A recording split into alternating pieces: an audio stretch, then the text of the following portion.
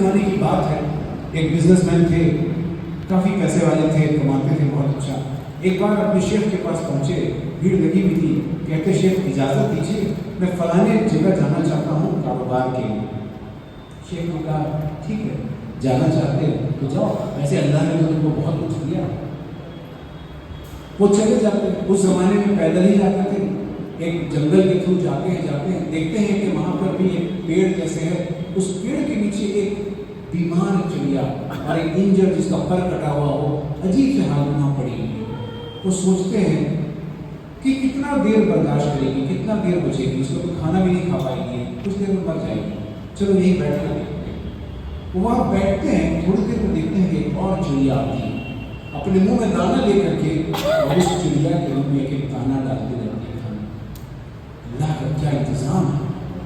وہ سوچتے ہیں کہ دیکھو ایک چڑیا اپنی جگہ پہ بیٹھی ہے، کہیں جا نہیں سکتی، اللہ کا انتظام اس کو ایسا ہے کہ وہاں پر اس کو رزق پہنچا رہا ہے.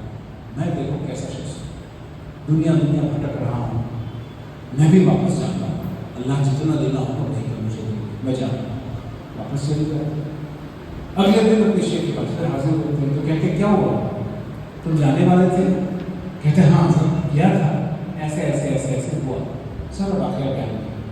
تو مسکرا کے کہتے ہیں کہ تم نے اپنے آپ کو کتنی جلدی اس کمزور چڑیا کی طرح تشبیہ کر لی، اپنی تمثیل کر لی، اپنے آپ کو مان لیا کہ میں وہ کمزور چڑیا ہوں جس کو اللہ جہاں بیٹھا وہیں کر دے گا.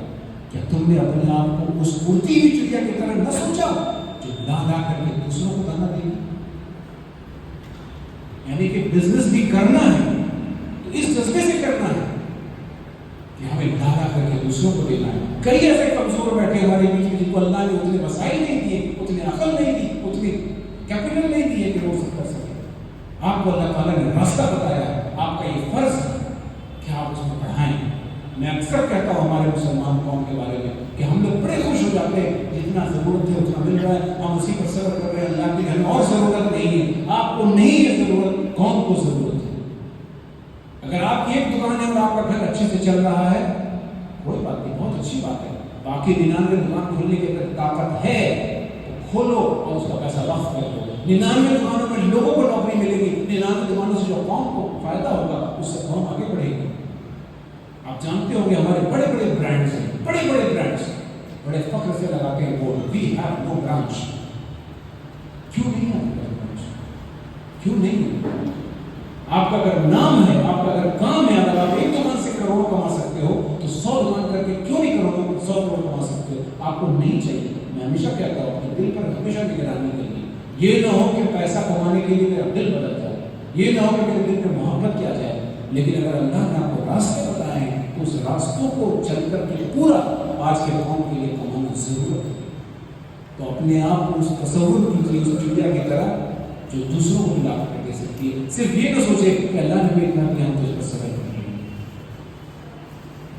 اب لاسٹ آئٹم یہی ہے کہ زکوٰۃ کو اور زیادہ